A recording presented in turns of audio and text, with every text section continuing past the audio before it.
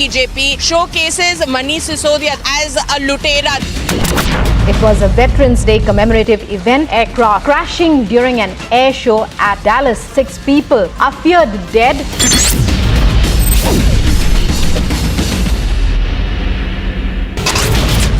Nalini, who has come out of the prison after 32 years, she says that she's had enough punishment for this life. Today in National Capital, BJP MP from Hubli, Lokesh Chaudhary ji has come here at a North Avenue police station to file a complaint against Akhilgiri.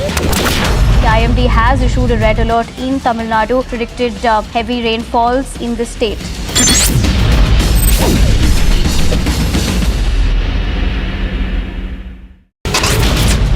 Taiwanese Defense Ministry saying that 36 fighter jets and bombers seen flying near Taiwan. Senior students who are seen beating and very badly assaulting him. Shocking incident coming to light from IDS in Hyderabad. Hasibul Hassan, who is the former nominated councillor of the Aam Aadmi Party, the reason why he even climbed that particular tower is because he was denied a ticket.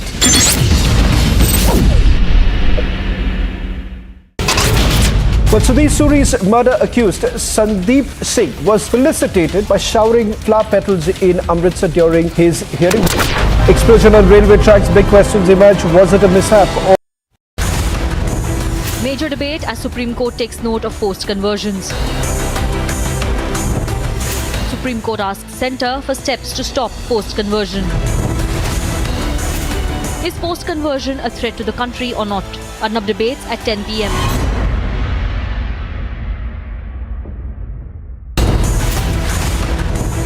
Ragged, abused and beaten, but lobby hides again. Big debate on the hypocrisy of the lobby. Why won't the lobby speak on Hyderabad ragging case? Arnab debates at 10:30 p.m.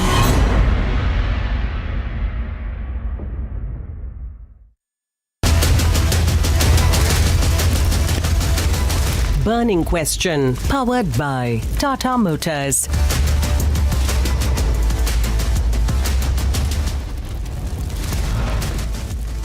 A 26-year-old woman is butchered, frozen and discarded. Shraddha murder case has shocked the entire country.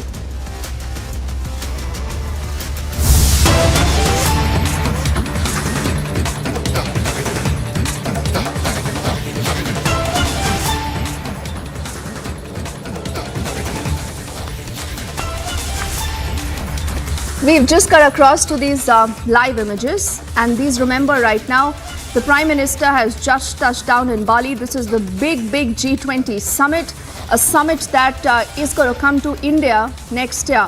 Now, the Prime Minister there is being received, and not just that, do remember it's going to be a packed schedule ahead for the Prime Minister, and there are multiple meetings. It's a very important meeting that Prime Minister right now is participating in. Earlier in the day, you've seen that all-important meeting between Joe Biden and Xi Jinping.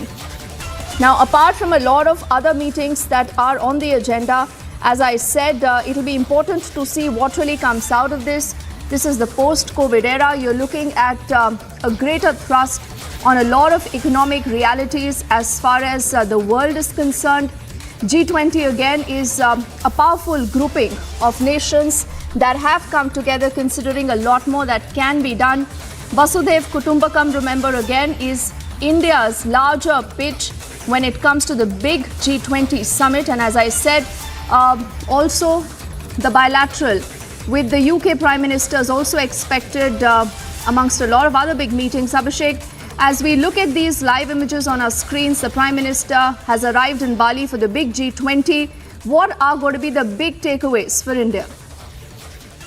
Well, obviously, Deepti, the biggest takeaway is that India would be setting the G20 agenda in 2023 because we become the chair, and Prime Minister is going to officially take over from President Joko Widodo of Indonesia day after tomorrow, and he's landed there, and the pictures being received by the Indian team present already there in Bali, and of course the Indonesian representatives of the government, the hosts, and following this, Prime Minister has a chock-a-block 40 hours now in Indonesia, which includes about 20 odd engagements, both bilateral and multilateral, including possibly with President Joe Biden of the United States and President Xi Jinping of China. Of course, apart from that, his engagements already fixed with the heads of governments of France, of Singapore, of Spain, of Indonesia, among others. So those are bilaterals, but important multilateral format talks also there, where Prime Minister is going to make his interventions on very important topics like economic recovery, like food security, energy security, the overall global post-pandemic recovery, and the kind of crashes the world is going through, what India can contribute, and of course, overall setting of the agenda for 2023. So very important visit there, and the pictures Prime Minister being received by the delegation of the host and of course the Indian team there. Prime Minister of course also would be addressing the diaspora editors whenever they travel outside the country, and that's tomorrow late in the evening. Yes, so Abhishek, this bloc is said to represent more than 80% of the world's GDP, 75% of the global trade. And as you underscored, apart from taking over the presidency, the Prime Minister is also expected to be holding meetings with world leaders on the sidelines of the summit. And nowhere else but Republic is going to be getting you the insight and the big picture for the moment, Abhishek. Thank you.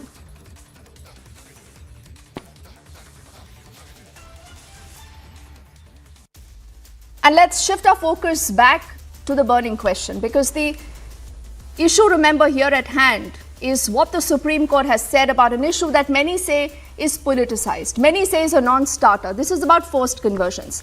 Now, from the state of Rajasthan to the state of Goa, there have been concerns of alluring economically backward Hindu families into conversions. And the top court, that is the Supreme Court, has now set the record straight. In fact, it says the situation is very, very serious.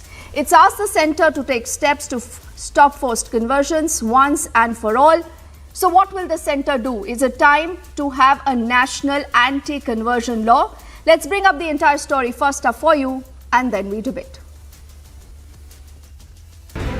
Incidents of forced conversion have been reported across the country. Be it Rajasthan, where 400 Dalit families were allegedly converted, or Goa, where a case of luring people to choose Christianity had come to light. The Supreme Court has observed that forced conversion is a very serious issue that affects the security of the nation. Not just this, the Supreme Court also directed the centre to take a stand on the matter and file a response in a week, informing steps being taken to prevent such occurrence.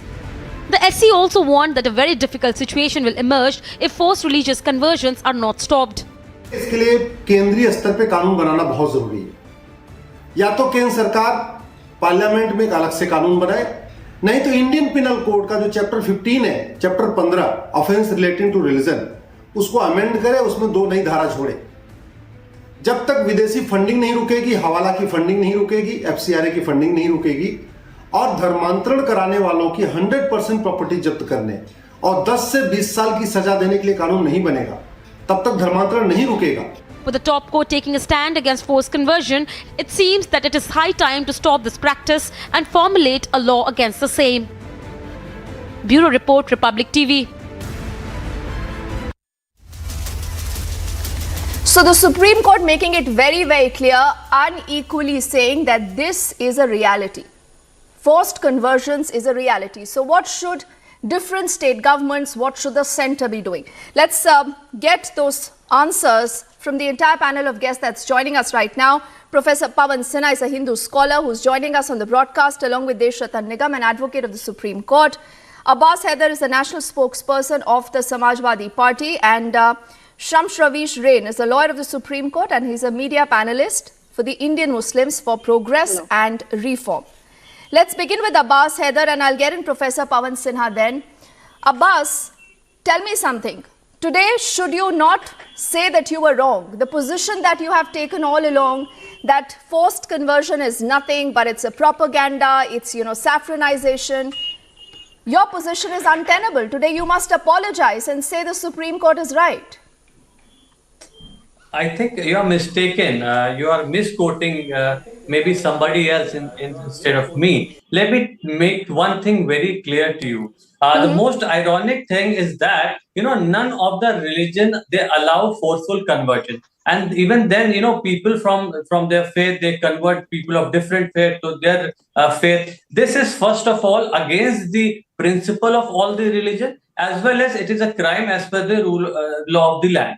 Now the thing is, this writ which has been filed by a BJP leader, in the plea, the BJP leader has accused the government somehow. It has the plea says that the plea has claimed that the fraudulent and deceitful conversion is rampant across the country, and the central government has failed to control its menace. Now this is something which the union government should do. It is the duty of the union government which should, if there is forceful religious conversion, it is the duty of the government to stop the forceful religious conversion. Nobody is saying so. It has no place in the society. I agree. And I totally agree. Heather, People who are doing forceful religious conversion, first of all, but they I should asked be you another socially question. boycotted. I'm saying well you are the they national act strict. spokesperson for the Samajwadi Party, right?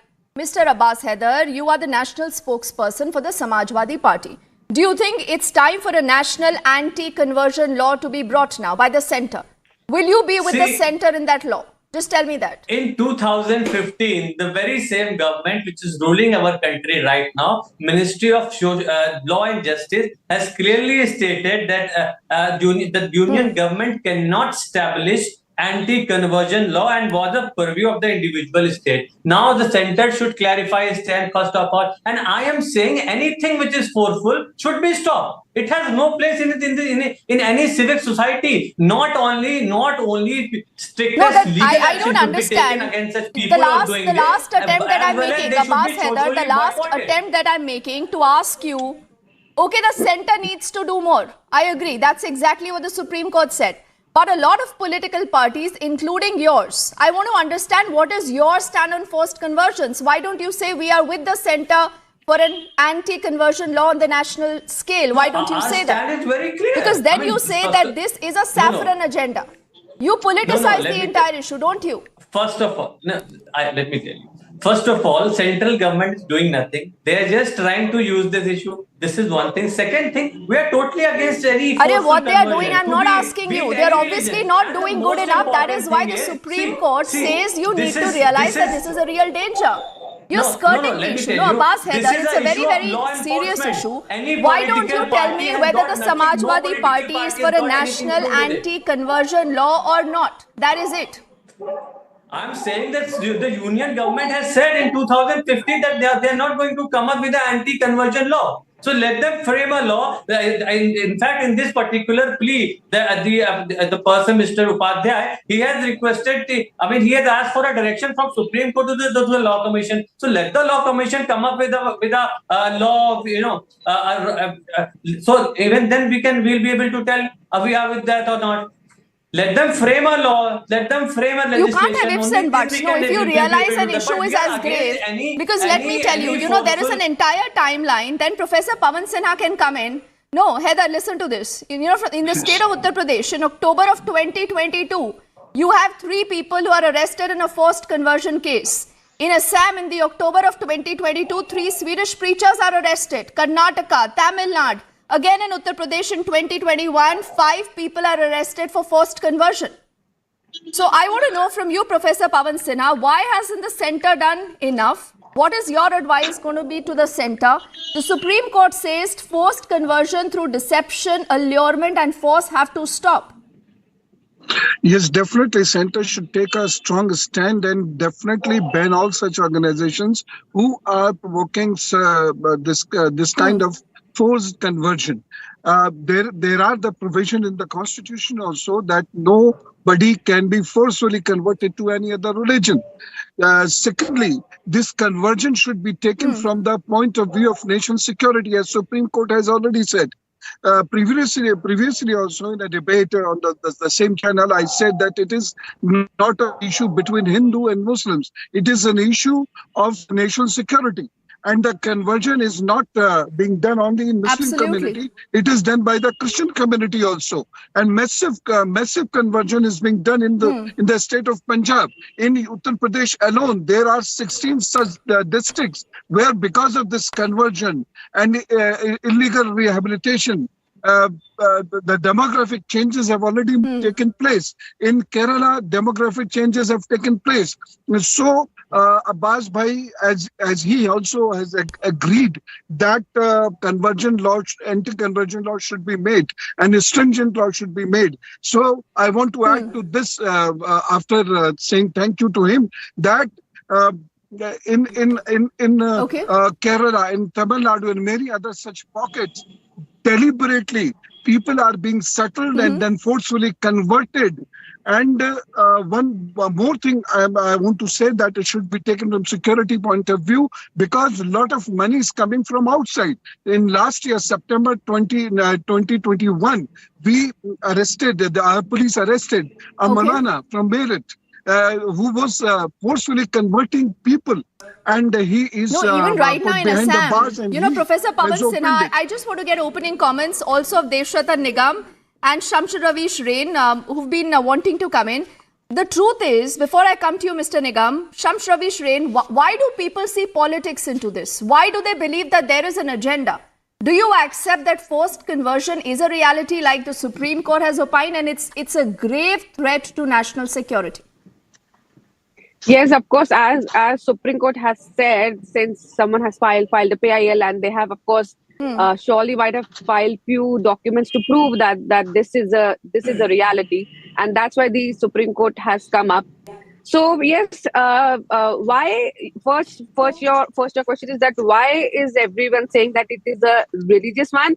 The reason behind it is, if you had seen it, that few months back, a boy who was a Muslim who married a Hindu girl in UP, the man was arrested and put behind the bars, saying that he has forcefully gotten married to this girl and asked her to convert and all, whereas the reality was that the girl herself wanted to marry that boy, and this was a false case. So the propagation here is that everyone's saying that it is a religious thing, and the political parties are forcing it because it will be misused in future. But if this is a fact that this is happening, and you believe, as I think 1 second, Shams Ravish Rain, if you allow me, ma'am, just the very fact that any law can be abused does not mean, Devshrata Nigam, that we should not have a law in the first place. I think that is such a common alibi that's used for all the laws in the country, that listen, this law is going to get abused, so let's not have it. But the reality is, look at what the Supreme Court has said, Mr. Nigam. The Supreme Court says the issue is serious. It affects freedom of conscience. Issue affects freedom of religion. Better that union makes it stand clear and file a counter. And it says detailed steps to curb forced conversion by allurement must be listed. So, Mr. Nigam, though we must put this on record that we've tried to get a BJP spokesperson on the debate, but the BJP has said they are not participating in a discussion on this topic. Mr. Nigam, let me complete over here. I want to come to you, ma'am. Let's get the first response also from Devshrata Nigam. Okay. Yes. Okay, so let's get him to respond to that. Mr. Nigam. Yes, let me answer your questions very categorically. Supreme Court taking cognizance of the matter is itself very serious, and such kind of observation should be taken very, very seriously, irrespective of political ideology you belong to. And its effect on the unity and integrity of the country is quite serious. And also, they made it very clear that freedom to profess and propagate religion does not give you freedom to forced conversion. The conversion by deceit, fraud, allurement, inducement, and so on and so forth. We have been seeing this going on since ages in this country. And it's for the first time Supreme Court has very categorically spoken on this subject. And the central government must take heed of the situation. However, the law and order is a state subject, and certain states have already made that law, and that law has been upheld by, say, for example, the law of Madhya Pradesh or Odisha. It has been upheld by the Supreme Court. So, but there are certain areas where the center can intervene and can make very strict law. For a law to work, it has to be very, very stringent, and it has to act as a deterrence. Otherwise, any law that you make with minor punishments of few years, that is not going to work, because such kind of forced or deceitful conversion hit at the root of the society. It disturbs the law and order situation. It incites the religious discord between the people. It is about religion. If somebody on this panel says it is not about religion, it is about religion, forcefully converting from one religion to another. So one cannot run away from this. Okay, so Shraddha realities Nigam of is our making time. it very clear. He says, Shams Ravish Rain, that this is actually about religion. How would you counter that? No, it is not at all about that. It is that if there is something which is forced on you, it is of course wrong. Be it religion, be it anything else. Anything that is done fraudulently, forceful, and threat and all. So this is something wrong, and there should be a law onto it. And of course, we all know you should always have a check onto it. Whenever a law comes, it always has some loopholes wherein the negative ones come in and then take advantage of it. But then that's how the law should be, that it is very stringent, and that where things can go wrong, and the courts will actually step in over there. No, but I don't understand that why are we oblivious to certain realities? Professor Pawan Sinha, and then we'll also get in Abbas Haider, because I think it's important that political parties start taking a stand. So before I come to you, Mr. Sinha, let's ask Abbas Haider that question again. That forced conversion, why do you believe that there should not be, a national law? Because there are just eight states, Mr. Nigam, in the entire country that have this law. And in spite of the law, in a state like Odisha, you still have conversions that are rampant. Abbas Haider. See, I think you're directing this question to the wrong person, because a Bharatiya Janata Party spokesperson, they're not facing this issue. They're not telling what is their stand in this, because they are the ruling party. Okay, they have to make a what law. is the They have to Samajwadi Party doing? Can you tell me that? Legislation. Now, I honestly believe that forced religion conversion is undoubtedly a very serious issue, and it also threatens the freedom of conscience of every citizen. Is it a reality or not? Forced religious conversion, Mr. Haider, is it a reality or not? Okay, let me just respond. See, it could be a reality. It's a criminal offense, I would say. If somebody is forcing something to someone, it could or it is offense. not. Now, I think you should also be clear, because you are the politician. You are someone who represents a political party. So I will ask those direct questions to you. Does the Samajwadi Party believe this is a reality or not? That is the question. Why are they not facing these questions? Why they are not here on the panel. On this issue. The people are watching that also. We've questioned them. First of all, they have asked. But the very fact that you're on the debate, because they don't want to. Mr. Haider, the story is not about the BJP or the Samajwadi Party. It's about the country. When will you realize that? When will you stop dividing the country into us versus them? BJP and Samajwadi Party. You have said the right thing. It is a very serious issue. Now, there is one thing. So why don't you speak as one, Mr. Nigam? What is the problem? Why don't we have all parties that get together and speak as one? Say, let's bring this, law. Because see, right from Uttar Pradesh to Assam to Karnataka to Odisha to Madhya Pradesh, the list is long, Mr. Haider. That is what I am saying. Shraddha Nigam. Just about Absolutely. Deepti, in fact, what is happening today is only the politics. Mr. Haider, the question was to me. The politics has taken the front seat. The discourse should be on this forceful conversion rather on Samajwadi Party or BJP. This is about national unity, integrity and security and also freedom of conscience. You cannot allow under any circumstances forced conversion. But what we need a law, even the states that have the law, it has not proved to be a deterrent. So what we require a far more stringent law, such as confiscation of properties and life imprisonment, because unless and until that happens, your society has to suffer.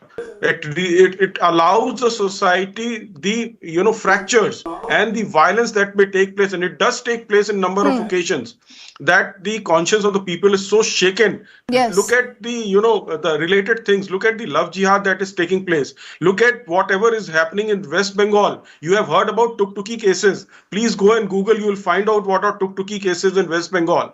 Look at what is happening in Kerala. But Mr. Nigam, I interrupt you here to ask you a question, and Professor Pawan Sinha is also free to respond to that. I want to know today, why has the centre not responded to this?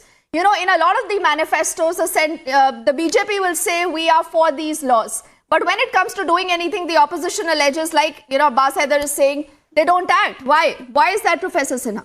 Yes, I answer? definitely center should have taken a place, as Shraddha Saab was pointing out, and everybody is pointing out, including the Supreme Court, that center should have make a haste, not in negative term, means should do as early as possible to bring out the very stringent laws against the conversion. Because as Nigam Saab was also reiterating, that the conversion is not only the issue of communalism, it is the ने कहा प्रधानमंत्री से मिलने का, तो जब अभी प्रधानमंत्री यहाँ पहुंचे तो यहाँ के जो भारतीय मूल के निवासी हैं. We've cut across to these live images right now. The Prime Minister, remember, is in Bali. These are going to be action-packed next 2 days. The Prime Minister is in Bali for the big G20 summit. And as I said, the Prime Minister is attending this summit coming just weeks before you have India that takes over the G20 presidency from December the 1st. Right now, you're looking at a huge reception, a rapturous welcome for the Prime Minister there, coming in from, I think, a lot of the diaspora. And it looks like an impromptu session, a lot of them wanting to speak to the Prime Minister. Let's see if we can also get an Abhishek back with us, who's been getting us a lot of insight into why this trip is so significant. And like I said, the Prime Minister is going to be holding meetings with world leaders here on the sidelines of this big summit. What the Prime Minister earlier said during his departure statement is that he will have extensive discussions with the G20 leaders, key issues of global concern of reviving growth right now as we move out of the pro-COVID era to food, to energy security, to environment, to health, and also the big area is digital transformation, something that is very close to the Prime Minister's heart, and we've seen him speaking about that again and again and reiterating how India is inclined for that big revolution in the digital arena. Abhishek, we are looking at these live pictures now. Is this a planned interaction he's already having with the diaspora? Talk us more about these images. Well, this is a traditional welcome that was earlier given to him at the airport by the Indonesian side, and now, of course, diaspora Deepti, and I can see in the pictures the Indian community there excited, welcoming the Prime Minister, some sloganeering happening. I can't, of course, get the audio, but this typically happens wherever he travels. It is essentially an extension of the popularity that Prime Minister, has in India, the Indian diaspora, who all are there in Indonesia, and many of them, sometimes just people of Indian origin, but they have been living there for a while, and those welcoming the Prime Minister as someone who's a popular leader back home, and many of them, of course, continue to be citizens of the country, and hence, for them, their leader as well. This is typical of Narendra Modi, the Prime Minister, when he travels abroad, the kind of connection he establishes with the Indian diaspora, including both the people of Indian origin, or the persons of Indian origin, as it is called, and the Indian citizens who are there working abroad and just happen to be there. So in that sense, and see the kind of connect and the energy that's there when these people are greeting the Prime Minister. Of course, the next 40 hours, chock-a-block with events, as I was mentioning, almost 20 odd meetings, both bilateral and multilateral, including with the heads of governments of France, Spain, Singapore, Indonesia, and possibly with President Biden and President Xi Jinping. Remember, if it happens, it would be a big one, because the two leaders almost came face to face at the Shanghai Cooperation Organization Summit in Samarkand, and that was a couple of months back. But then there was no bilateral that took place between Modi and Jinping. But it's likely, since there is a little more time, it might happen. It's not slated, it's not on the agenda, it's not been announced, but you never know. But if it happens, it would be big. And apart from that, of course, India taking over the G20 presidency, and over 2023 setting the agenda of not just of developing nations, but of the rest of the globe. In fact, G20 is a very interesting grouping, that in the sense that it has all the G7 nations and the European Union apart from developing nations. India has made it clear that they would be talking a lot about bringing in South-South cooperation on the table, and in terms of setting the agenda, bringing in the concerns of the global South. But apart from that, the fact that the fact that India is taking over presidency at a very difficult time, crisis-ridden world on the issue of economy, on the issue of energy crisis, on the issue of food security. Yes. A lot to contribute there, and Prime Minister essentially Abhishek. on behalf of India taking the center stage there.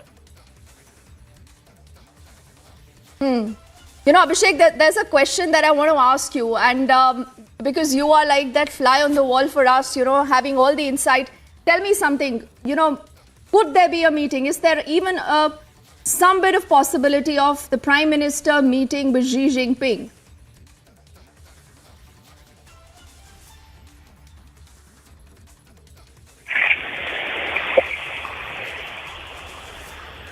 Abhishek?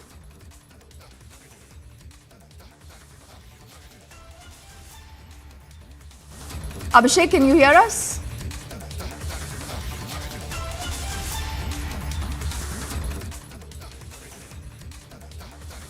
Okay, I don't think Abhishek is able to hear us, but he was getting us more insight into these pictures, why this trip is important, and what's going to be on the agenda.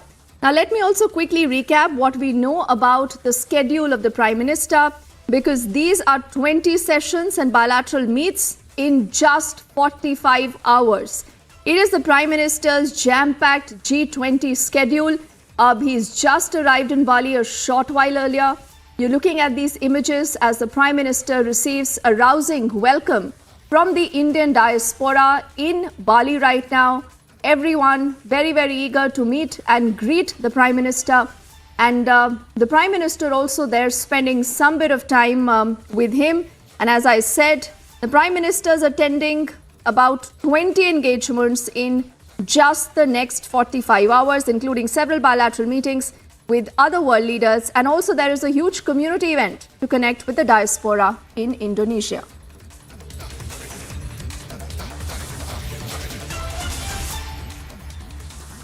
And we'll keep you updated on whatever happens as far as that big meet is concerned. But right now, I also want to cut across to our colleague Shravan, who's been getting a lot of insight into the other story that the entire country is hooked to. This is the Shraddha murder case. And you know, Shravan, a story that is hard to believe, but a story that is real, a story that many people say will not even let us sleep tonight.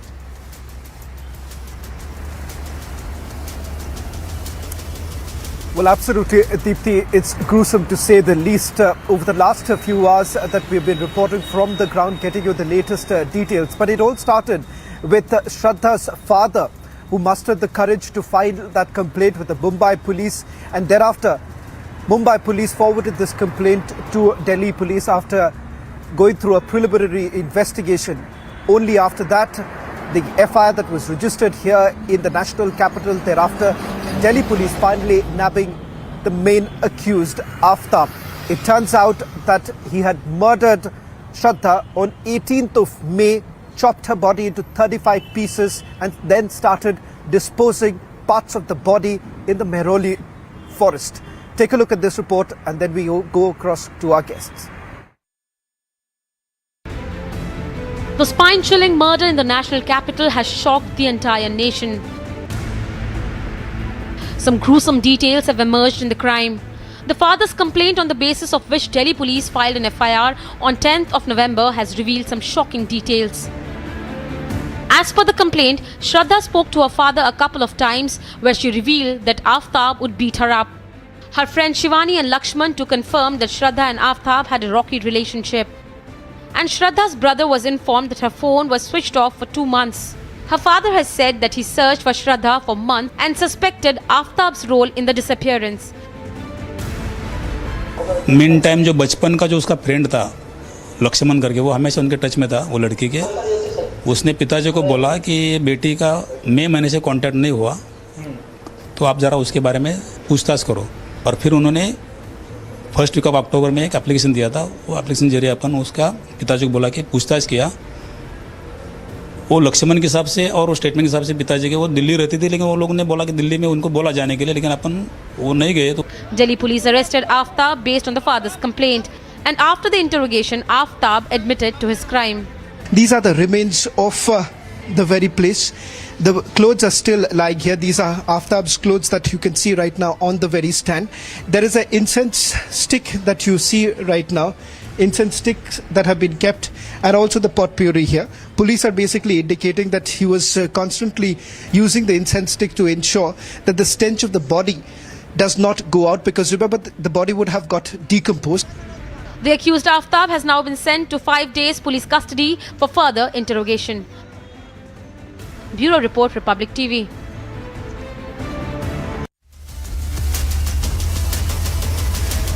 Joining us on this broadcast is Sujata Pandey, Sangeet Ragi, Sajjad Hussain Kargili and Dr. Lubna Kamal. Let me start with Sujata Pandey. Sujata Pandey, undoubtedly this is extremely shocking of what we are witnessing unfolding before our eyes. Some very serious questions are also being raised. I want your initial thoughts on it, and then we go across to Sajjad Hussain Kargili also. Thank you, Shravan, for doing a fabulous investigation on this. I was seeing your report. So, first I would not like to politicize it, and this case is a horrifying case. But more than it is also a very worrying case, because it is about two youngsters, with a love story which turned into a hate story. One youngster murdered another young girl. And to a nation which is probably the youngest nation in the world, and to a generation with which as a nation we are banking on, it is extremely shocking and worrying. And time has come, Shravan, when we stop, pause and take a hard look at our social mindset and look for some rigid policy changes. It's very important. And why I'm saying policy changes, Shravan, is because look at this case. This girl, particularly in this, she was estranged from her family. Her father was not in touch. She has lost her mother recently. She had very few friends. So this girl was extremely vulnerable. And looking from the Aftab, a murderer's point of view, she was a perfect prey. Because I'm sure he would have thought, isko maar bhi diya to kaun puchega? And that is why I say, women are always vulnerable. When they decide to go marry someone outside the caste or the family consensus or religion, they can't go back, because there are instances of, honor killing. And when they stay here, the love jihad happens, or they end up in suitcases. Time has come when we start looking from the parents' view, and I really want to use your channel and request parents by saying that please do not politicize this issue. Don't try to politicize this issue. Talk on your turn. Please talk on your turn. Okay. Please talk on your turn. And I will say why. Please stop. Okay. If you understand English, please come and talk in your turn.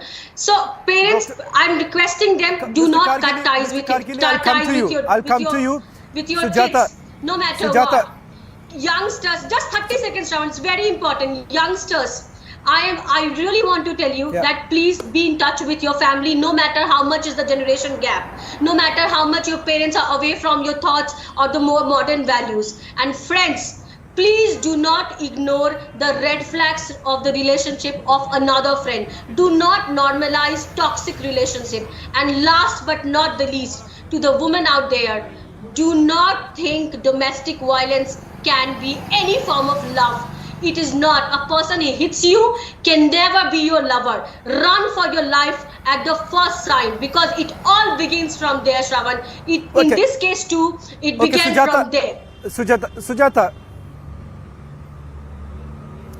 Well, in fact, we will have to take a nuanced position on this rather than making any sweeping comments. So I'll request all my guests to understand the gravity of the situation and perhaps not communalize this entire matter.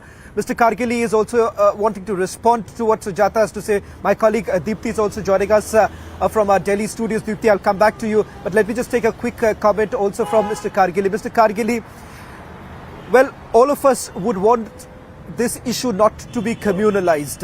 While at the same time, there are certain concerns. I want you to respond to what Sujata had to say, and then I'll come back to Deepthi, who can take this forward.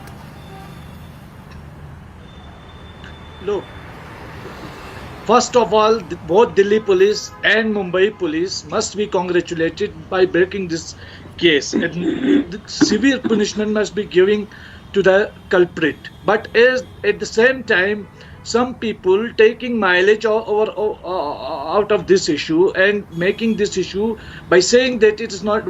I'm not politicizing this issue. They are making it this political issue, and they are trying to criminalize this issue.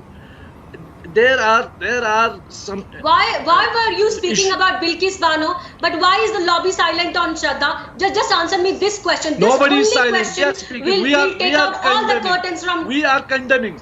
No. So which one Muslim, big Muslim leader? Tell me. Do you think that the rapists who are roaming free? Tell me, those rapists who are roaming free? No, all the parties who claim to be really. Everybody is condemning. Everybody is condemning. Everybody is condemning this issue. Tell me what has been the knows Priyanka the Gandhi gravity statement? of this issue. What has been the Rahul Gandhi statement? And you people, Okay, Sujata and Mr. Kargili, come on. Okay, one second.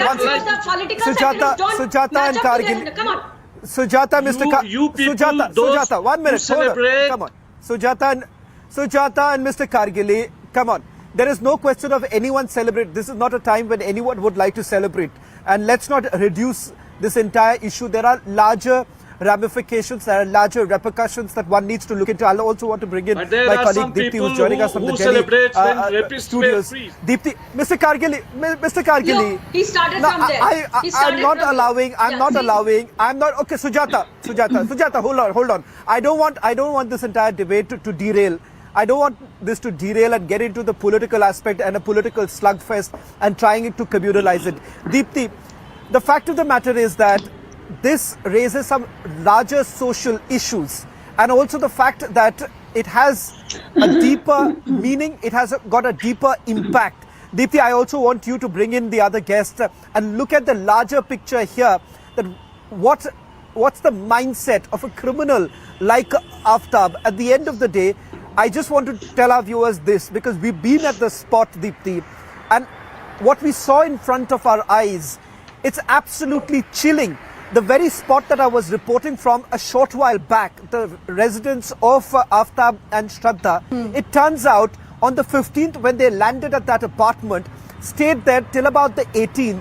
18th is when the murder took place. 15 to 20 days the body gets disposed of, and Aftab stays in that one-room apartment. So it's important to understand the mind of such a criminal also. Deepti, over to you. That's true, Shravan, and I think Sujata and Mr. Sajjad, Dr. Lubna and Professor Sangeet Ragi would all agree that this is not how any relationship deserves to end.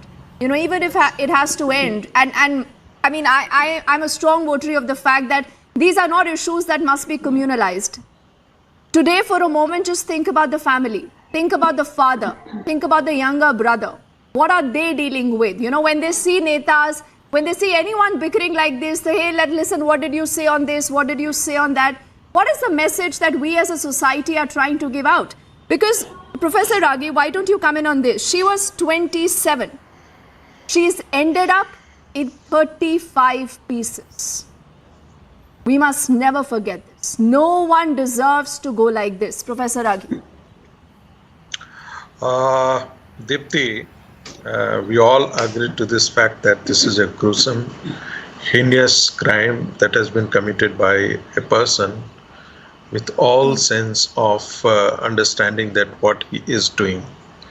Number two, the larger question remains to be answered, that what is the mindset, where from this kind of a mindset criminality comes to, that your conscience allows to cut the body into 35 pieces and keep them in your fridge for another 20 days and then dispose of one after another in bits and pieces manner.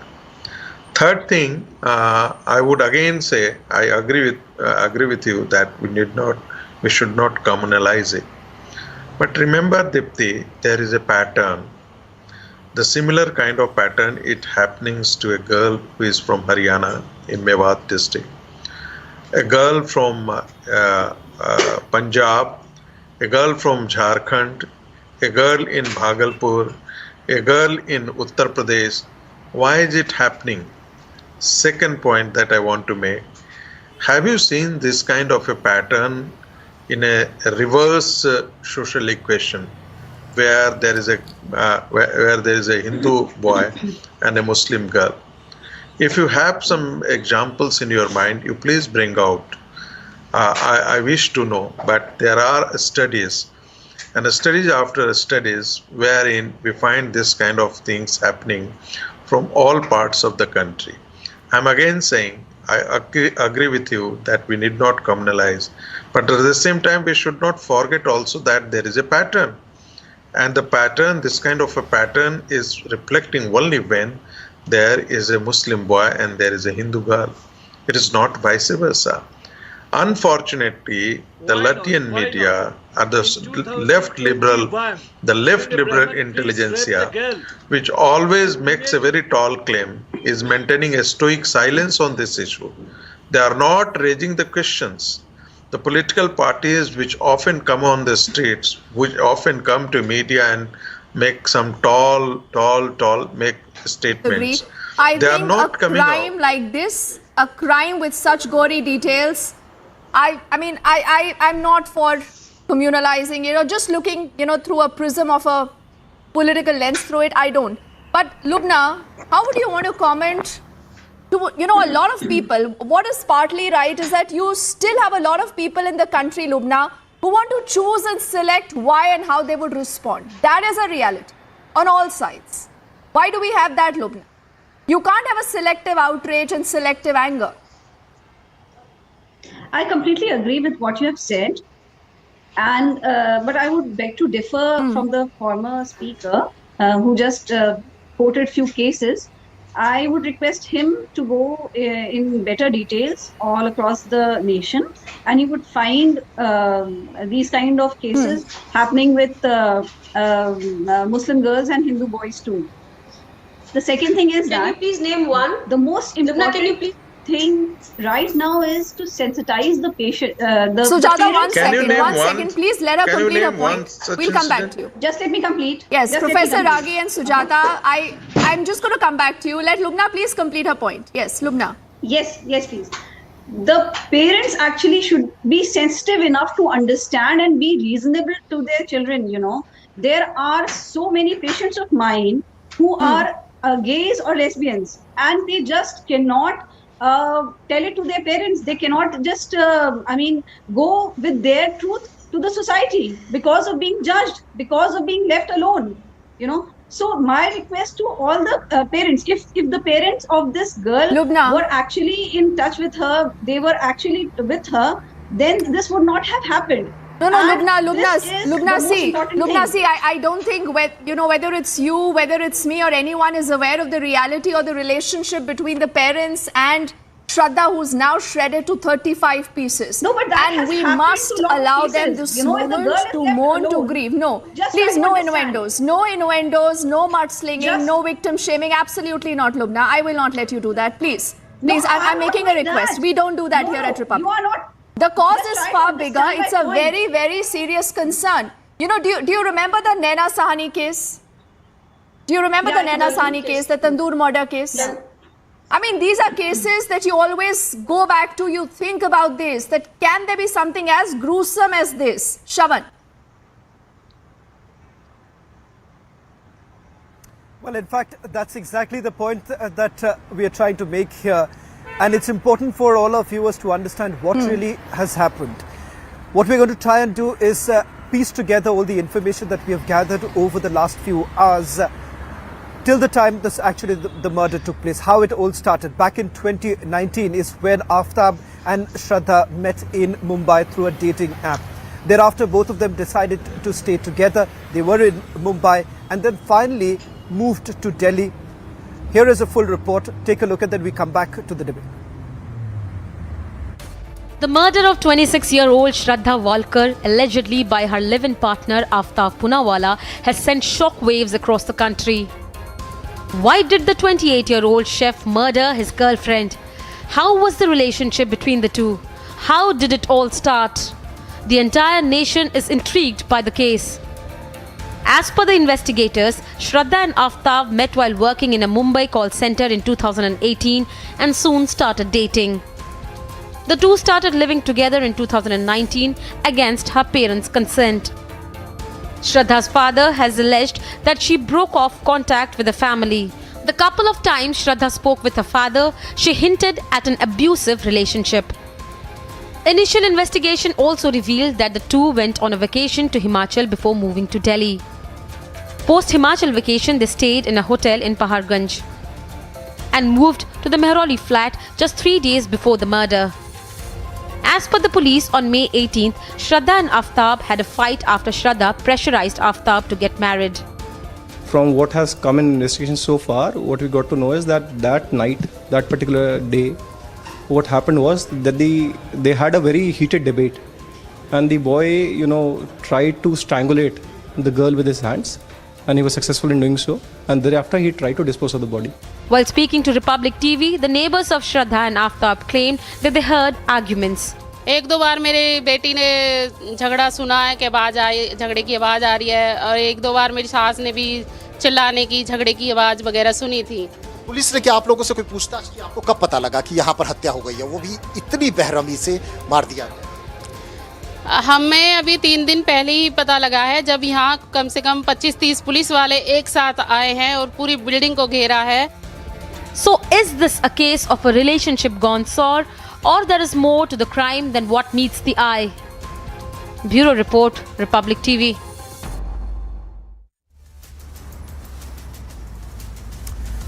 Well, Mr. Sangeet Raki, I want to bring you into the debate right now. Why we as a society are so eager to look at every particular issue through a political prism without realizing the changing times and the fact that there are issues behind it, and we need to address that. The fact of the matter is that what the political class essentially likes to do is bring together, ensure that there is some sort of a fight that keeps on brewing, and I don't think so that is the way out, especially in an evolving society like ours.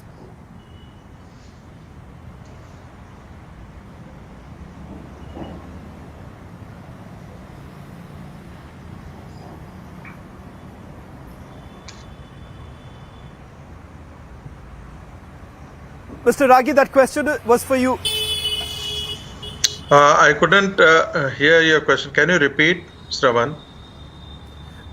Mr. Ragi, the question that I was asking you is that why is it that our political class is so very eager to look at every societal issues through that political prism and bringing it down to basic binaries? Yes, Shravan, because you cannot completely cut off the politics from what is happening in the society. The social realm is not completely cut off, and it cannot be completely demarcated from. It is not isolated compartment. So what is happening in social realm? Suppose that there is a love jihad. Obviously, it is all for changing the demography. So there is, please allow me. There are, suppose that there is a, hijab issue. It is a social issue. But ultimately the discourse involves the political realm. So you completely cannot cut it away. If you are being accused, Mr. Kargili, if I can.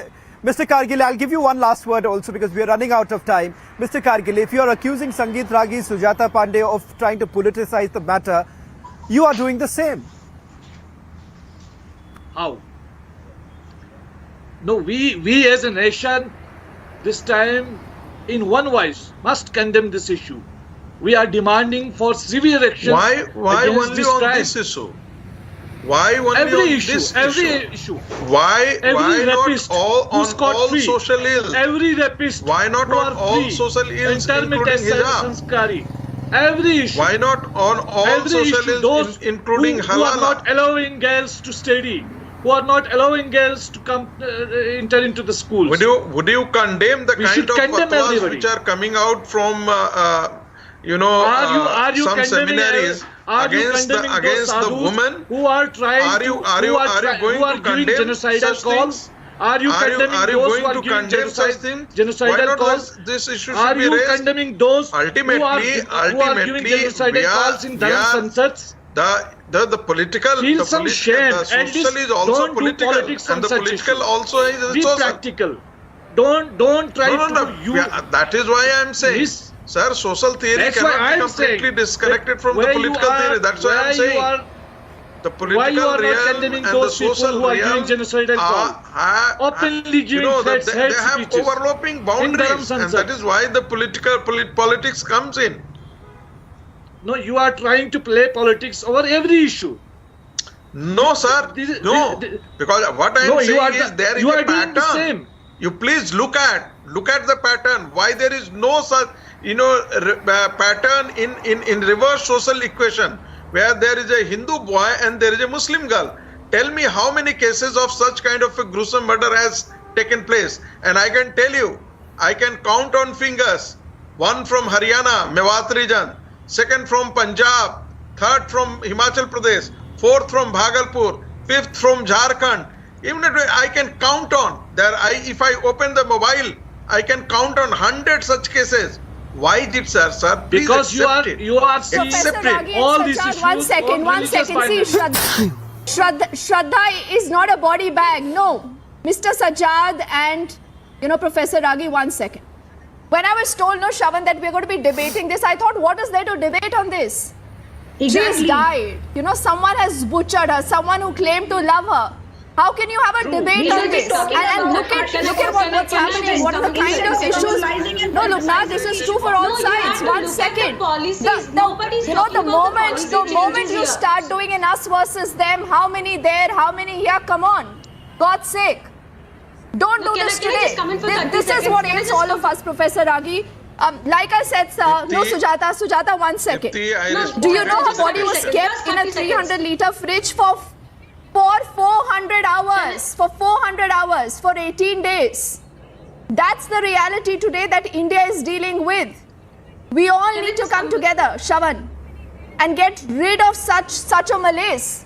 But that does not mean that this allows people, Sujata, to play their politics. Do you want to put your last words, Sujata, the last words? Yeah, I just wanted to say that there needs to be a policy change. There's a provision for old age homes in India. Why not have a shelter for such women who have nowhere to go? Because when they go to police stations and when the missing reports are done, we just look at very superficially. Said aa jayegi kal 2-3 din dekhte hain, kal wapas aa jayegi. For 6 months, how can she be missing and nobody notices? So first point. And second point, we have to address the elephant in the room, that there is a selective lobby which only talks about when their political agendas are met. Why is the left lobby is completely silent? If this would have happened to a Muslim girl, Bilkis got so much about it and nothing for art. Nothing for Shraddha. No. Sujata. Okay. Ladies and gentlemen, 1 second. Sujata, come on. Let's not do this, please. Come on. No, Sujata. No, Sujata. I need to stop you here. Sujata. You may not like this, but I think so. It is time that we need to stop this debate of us and them. If this would have happened to a Muslim woman, I don't think so that kind of analogy in the first place is really required, because we as a society perhaps need to think inwards also at times as to what really is happening right now with us, and not try and politicize it. Let's not do that. Because at the end of the day, let's not forget, by doing this, you are only harming the youth of this country.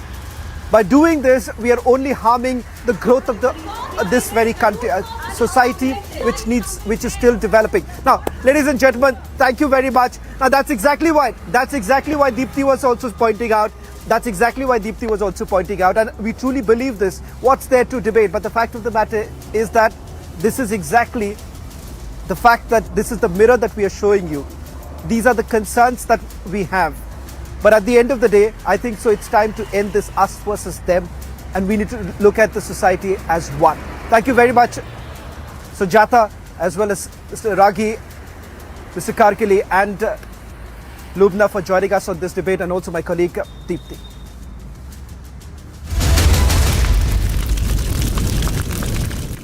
QS&THE, the world's foremost university rankings organizations, have ranked Amity amongst the top 3% universities globally, making it among the very few Indian universities to be included in both rankings. Yet another top ranking for Amity University. 40% of the people who didn't even know they had diabetes had soaring sugar levels. To help India beat diabetes, BITO has collaborated with Lions Club International to conduct diabetes screening camps all over India to create awareness and control this silent epidemic. आपने sugar check की क्या? Get your diabetes care program with a free BITO glucometer. Give a missed call on 740-1100. Very difficult living situation in the national capital. AQI index in the national capital is 359. That puts the air pollution level into very poor category. This new poster that has been put out by the Twitter handle of the Delhi BJP showcases Manish Sisodia as a lutera. It was a Veterans Day commemorative event. Aircraft crashing during an air show at Dallas. 6 people are feared dead.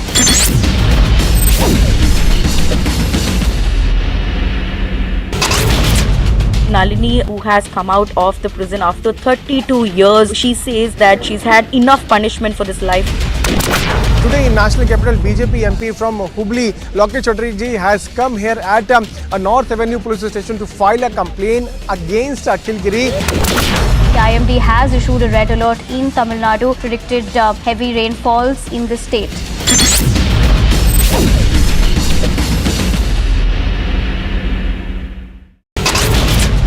Taiwanese Defense Ministry saying that 36 fighter jets and bombers seen flying near Taiwan.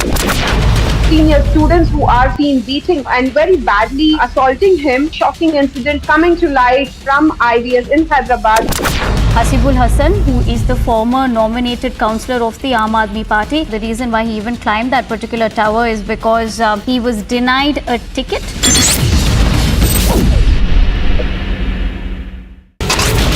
Well, Sudhir Suri's murder accused Sandeep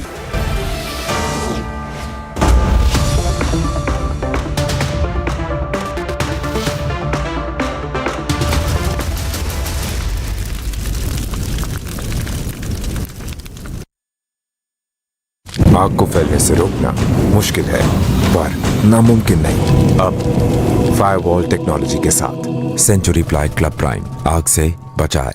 QS&THE, the world's foremost university rankings organizations, have ranked Amity amongst the top 3% universities globally, making it among the very few Indian universities to be included in both rankings.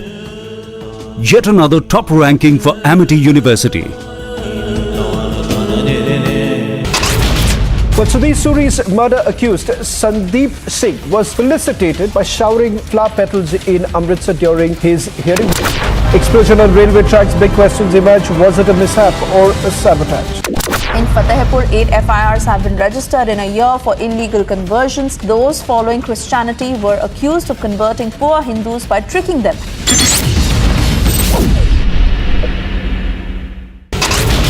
Very difficult living situation in the national capital. AQI index in the national capital is 359. That puts the air pollution level into very poor category. This new poster that has been put out by the Twitter handle of the Delhi BJP showcases Manish Sisodia as a lutera. It was a Veterans Day commemorative event. Aircraft crashing during an air show at Dallas. 6 people are feared dead.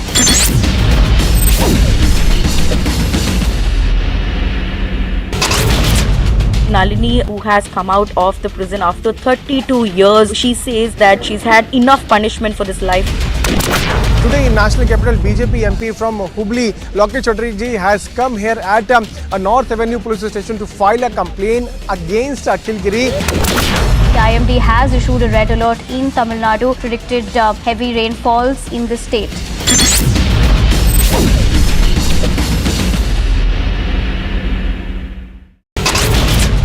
Taiwanese Defense Ministry saying that 36 fighter jets and bombers seen flying near Taiwan. Senior Major debate on India's most grisly crime.